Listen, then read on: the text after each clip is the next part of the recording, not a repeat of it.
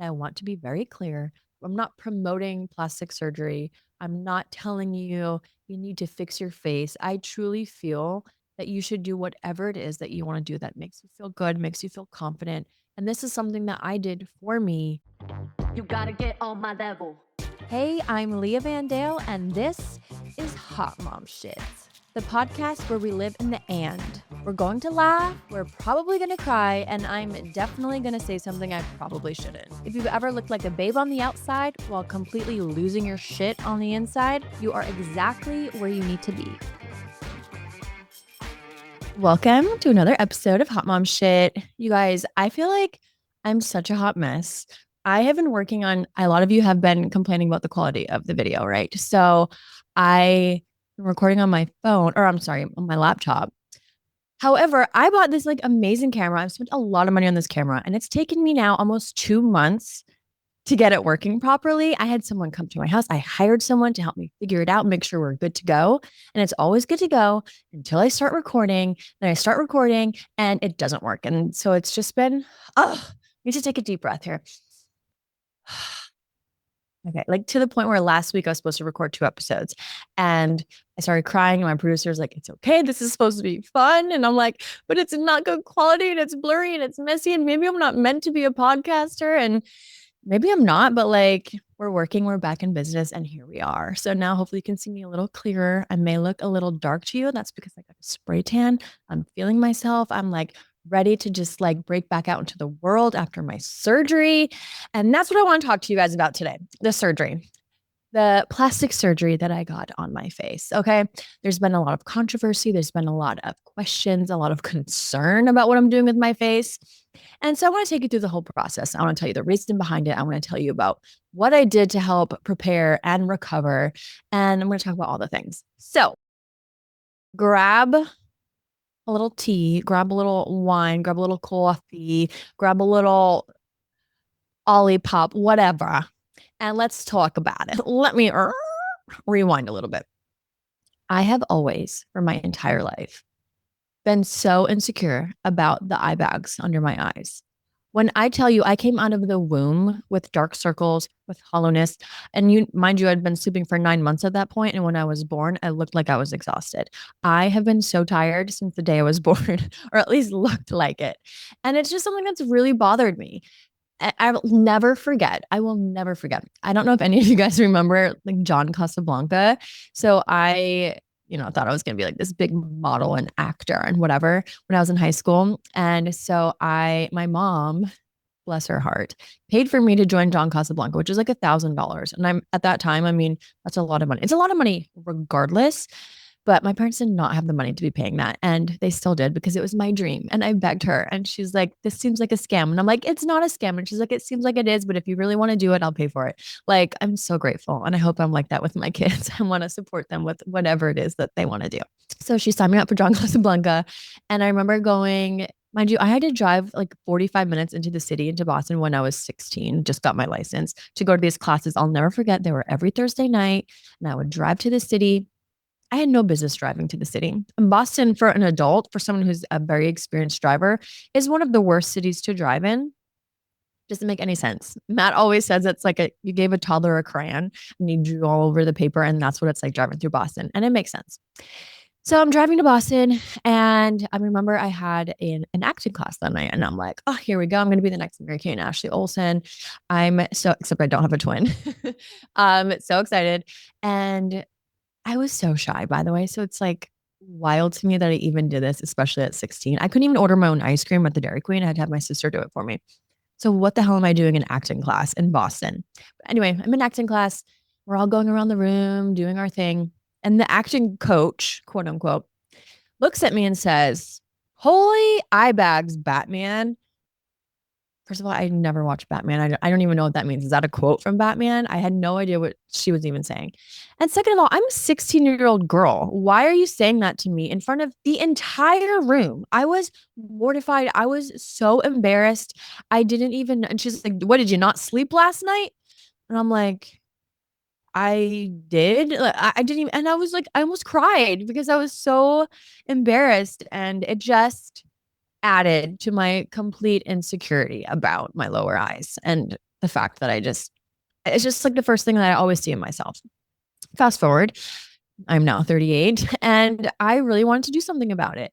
And I get people saying like, oh, age gracefully, age naturally, don't touch your whatever. I feel like to each their own, right? This is something that's bothered me. I'm not doing it for anybody else. I'm not doing it because the acting coach said that. I'm doing that because that was something that was already such an issue for me. Like when I looked in the mirror, I just hated what I saw. And I know that sounds crazy, but it's just something that I really wanted to take care of.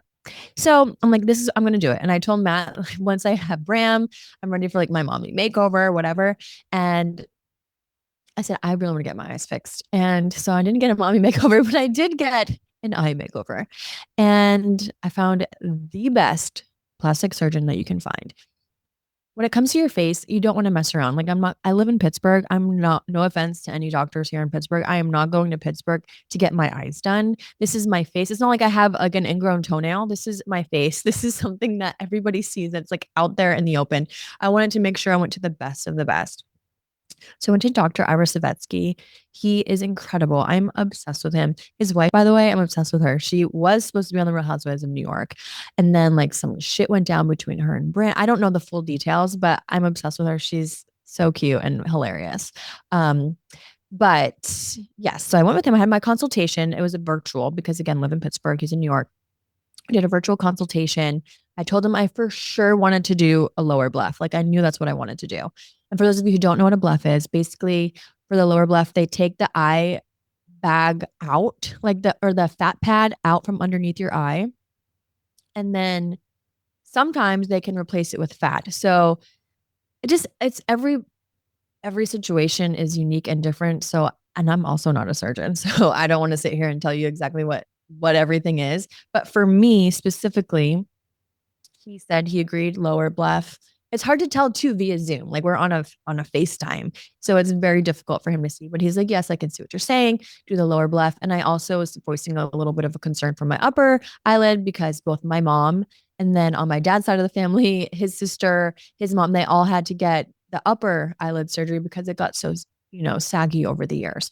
So I thought, well, let me get ahead of that a little bit. It was already starting to get a little like the skin was a little loose on the eyelid. So he said, yes, let's do a little bit there. And then I spoke about maybe potentially having a skin pinch, which is like the extra skin. Because when you do the lower bleph, they don't change your skin. They just take the fat pad out. So he said potentially we could do like a skin pinch, which is like taking the extra skin. I'm like showing you guys. Well, I guess you do have YouTube. Hello. But if you're just listening, they take the extra skin underneath your eye and get rid of it. So fast forward to why do I keep saying rewind and fast forward? Am I a VCR? Like, what the hell am I doing? Okay. So I go to New York City. My surgery is on the 30th of April. So the 29th, Matt and I drive up. He's such an angel, like drove me there 6 hours. We go have the consultation. Beautiful office, by the way. Park Avenue, New York City. I'm like, what am I doing here? I don't belong here. However, again, when I go to the best of the best and meet with him in person. And finally, he can really get a good look at my eyes. He agrees upper lower bleph. And then what he did for me specifically was take the fat pad out under my eye. And then they do kind of like baby liposuction. So they take a little bit of fat from your inner thigh and they take that fat and then inject it under your eye. Because a lot of times when you take the fat pad out, there's now like a lot of hollowness. So they take the fat and like even it all out. And then he said, we will, if we have some extra fat, he's like, let me look. Is there anywhere else we could put it? I was like, my temples, please. I have really high cheekbones. So the older you get, the more fat you lose in your face, collagen. As women, it's like as if we need something else to worry about. It's so annoying. So he agreed we could put some fat in my temples to just kind of make it a little more even. So that's what we did. Oh, and then the skin pinch and then CO2 laser, which is the best of the best laser you can get. It helps with a lot of like fine lines under your eyes. And then it helps with discoloration. So that's what we did. We did the upper lower bleph. We did the skin pinch. We did the CO2 laser, the fat transfer to both my under eyes and my temples. And I could not be more obsessed. So let me take you through the process, right? So basically the night before we went and had our consultation and then I had to be there 6 a.m. on Friday morning. Mind you, as I'm thinking I'm going to a hospital and I should have known better. I'm going to Dr. Sabetsky, who's like cream of the crop. I walk into this it looks like this beautiful apartment, but that's the surgery center. And it's this beautiful waiting room, beautiful chandelier. I immediately feel so calm because I hate hospitals. I hate anything medical. It's just not my vibe. So I immediately felt so calm when I walked into this place. It was just so calming and so inviting. And the nurse was incredible. Her name was Barbara. She was this older woman and she was incredible, super New York accent, obsessed with Barbara. So then Dr. Spetsky came in. He like drew all over my eyes what we're gonna do. He mapped out where we're gonna take the fat from my leg, and then met with the anesthesiologist, and she was incredible. Again, it's like it's hard because okay, I'm going for this surgery and it's elective, right? I'm choosing to go to this for this surgery, but I'm still freaking out because I don't know, it's surgery. It's like something could potentially go wrong, and whether it's like you hear these horror stories of someone like dying when they're under anesthesia, or like, what if he botches my face? And I knew he wouldn't. He's incredible, but it's like you can't help but wonder, think about these things in the back of your mind.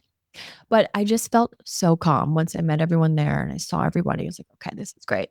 So then they take me back, and I'm like, where are we even going? Like, is there somewhere where he's actually going to do the surgery? Because again, it just felt like this beautiful home. And then finally, like, oh, okay, this is a little surgical room. Okay.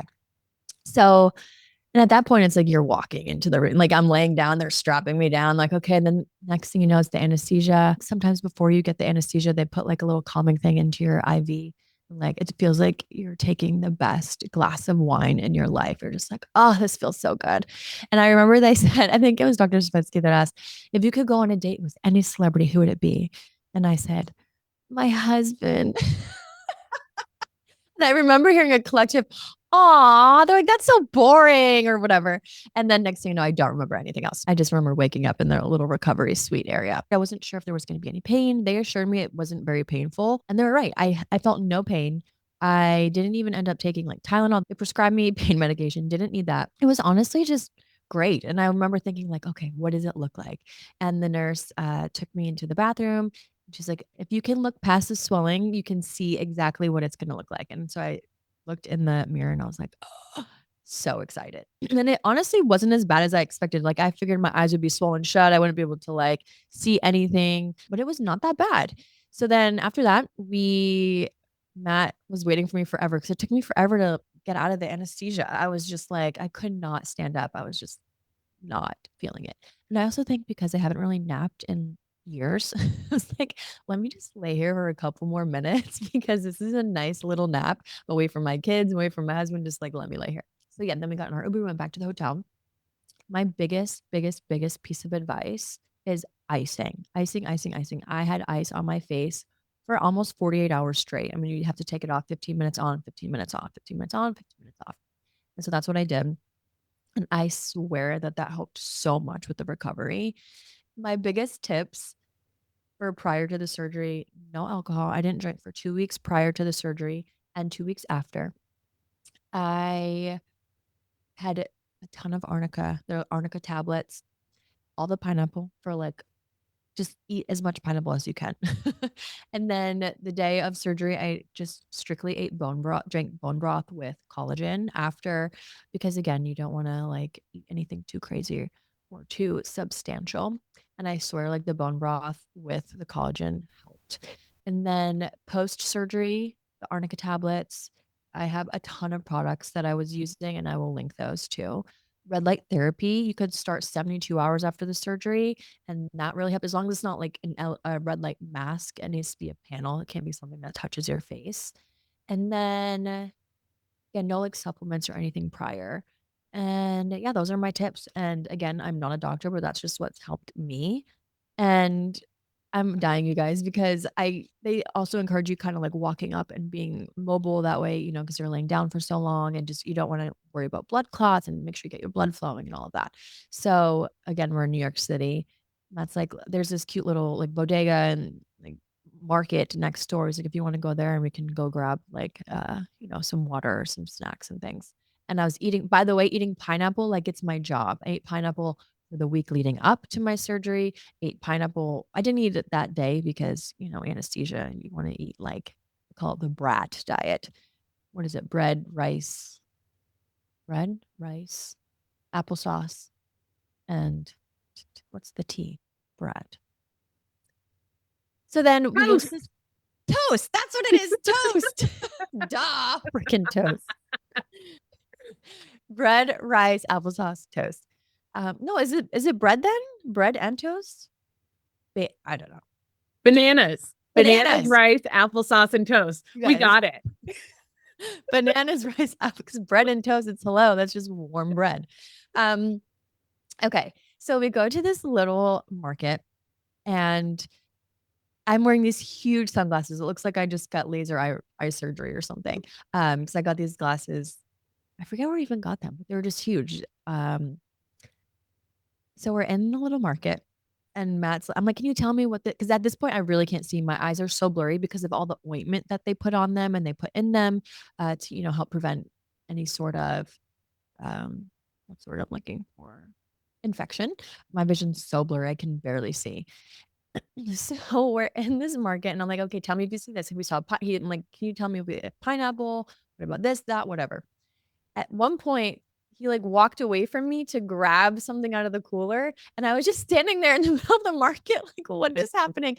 And I can hear him like from behind. He's in the cooler and he's like, oh shit, babe, over here. And he like runs back over to grab me and like bring me along to wherever he was. And maybe that's not funny to anybody else, but I'm cracking up. Like Matt and I talk about it daily. He just left me in the middle of the store by myself and I don't even know where I am, what I'm doing. And he just finally realized after a couple minutes, oh shit, where is she? So he comes back and grabs me and guides me back where we need to be. I will say he was just such an angel. He was so helpful and just like constantly, he's like, okay, it's been 15 minutes, put your ice back on. He's feeding me. It was just so sweet, especially because I wasn't sure how he'd be because he's like, why are you doing this? But he was supportive because he knew it's something that was bothering me for so long and he wanted to be supportive of it. And afterwards, he's like, you better not be continuing to do shit like this because you're perfect. So basically, after that night, I got a good night's sleep. And then we drove back home the next day. And it was like, this is wild. I felt like the drive there was so long. And then the drive home, I felt like I blinked. Well, I didn't even really blink because my eyes were so swollen, but it was all of a sudden like snapped my fingers and we were home. And I'm sure Matt wouldn't say that because we had to drive the whole time. A little tip for anyone that has a long road trip or something. We are obsessed with listening to Ryan's Roses. Have you guys listened to Ryan's Roses? It's basically, and some people say it's all a setup and they're actors, which I refuse to believe. But if you listen to Ryan's Roses, basically it's like if someone has an inkling, it's usually women, if they have an inkling or like a little feeling that their husband is cheating on them, Ryan and whoever else on the radio calls up this guy and they're like, we're doing a promotion. We're offering a free dozen roses. You can send them to whoever you'd like. We don't need a credit card. We don't need any bank information. We just ask that promote us or come back if you really like the service as a paying customer. And most of the time, the men are like, what? I'm not doing that. Like, what's the catch? Blah, blah, blah. And then they finally realize, oh, shit. Okay. You don't need anything from me. Okay. And they always send them to their mistress or they always send them to whoever it is they're cheating. I mean, 99% of the time they do that. And then the wife's on the phone. She's like, what? It's almost like Jerry Springer, but not quite as trashy. It is so good. And we're obsessed and addicted. We used to listen to it all the time when we were on the road together for work. We miss it so much now that I'm not traveling with him anymore. I'm digressing, but again, you should listen to it. It is so good. It's addicting and I'm obsessed. And if you know that it is a setup and that they're actors, please don't tell me because I refuse to believe that. Okay. Anyway, we get home and now I'm just resting and we're supposed to get the boys back that night because they stay with my parents for 2 nights. And I just was like, I cannot fathom being a mom right now. I just needed to recover. And I felt so bad because I know that they missed me and I miss them so much. But I was like, Mom, is there any way I can keep them for one more night? Like tomorrow I'll feel so much better. But I think, coming off the anesthesia and just feeling like I could barely see, I just needed to rest. And I'm so glad that I did because the next day I was feeling so much better.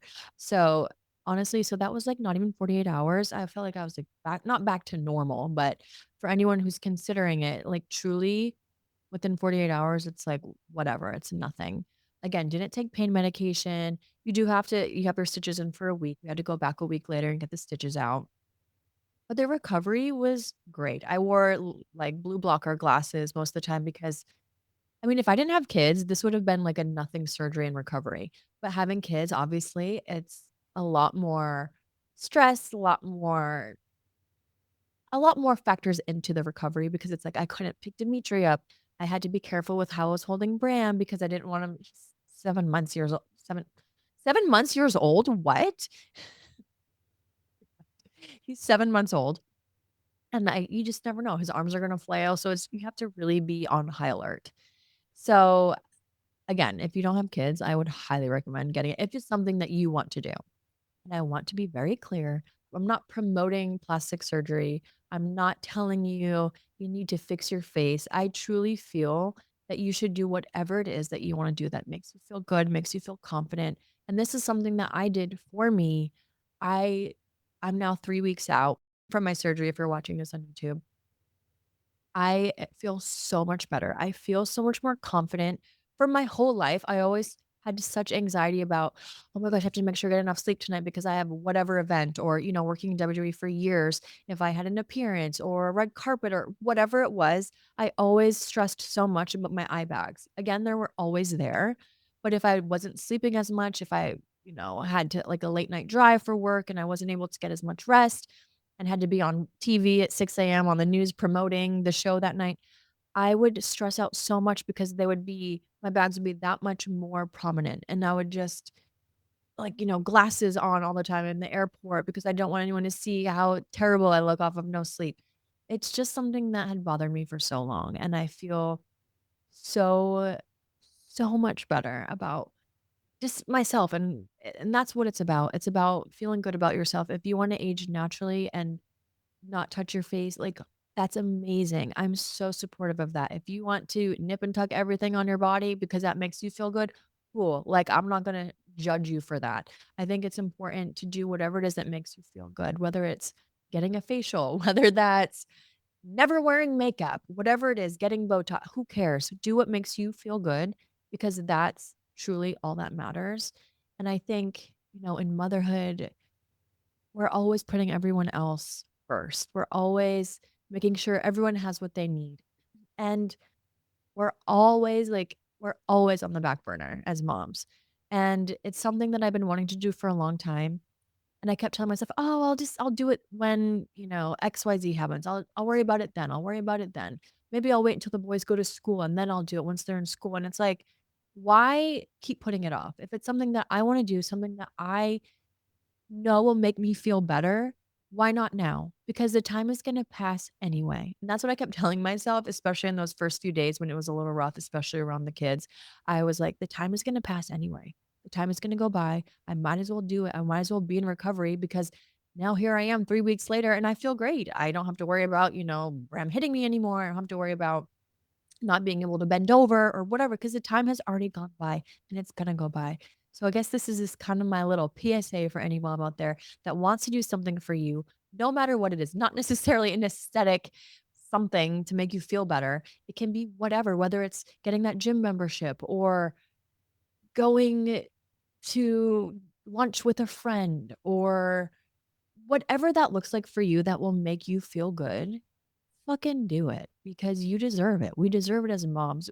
I feel so much better as a mom, so much more confident just as a person. That makes me be a better mom because I feel good. I feel good about myself and I think that's just something that is so underrated as moms. We're always again putting everybody else first. Fuck that. You have to put your mask on, on the airplane, put your mask on before you help anybody else. Help yourself so you can help everyone else. Now, I'm not saying, leave your kids at home 7 nights a week and go do whatever you want to do all the time. But if there's something you want to do for yourself, fucking do it because you deserve it and it'll make you a better person, which will make you a better mom. I hope you do whatever you want to do for you and fuck what anybody else thinks because I've been reading so many comments on like my posts about the surgery and people saying, "Oh, you don't even look different. I don't see the difference. What did you even have done?" That's the whole point. I did not want to look different. I did not want to change my face. I love my face. I just hated that I always had dark circles. And that's something that I wanted to fix. And I didn't want to look different. And that's why Dr. Ira Svetsky is the absolute best, because if you can't tell what I had done, amazing. He did his job perfectly. And I love that. And for anyone saying that I shouldn't have touched my face, I shouldn't have, I don't really care. Because you do see me commenting on your photo of you holding up a fish in your profile picture. No, you do you, and I'm going to do me. Period. You gotta get on my level. You did it! Somewhere between the laundry and the meltdowns, you made time for another episode of Hot Mom Shit. If something today made you feel a little less alone, text it to the mom who could use the reminder too. Be sure to subscribe so you never miss a new episode, and come hang out with me at the Leah Vandale. Remember, babe, none of us have our shit together.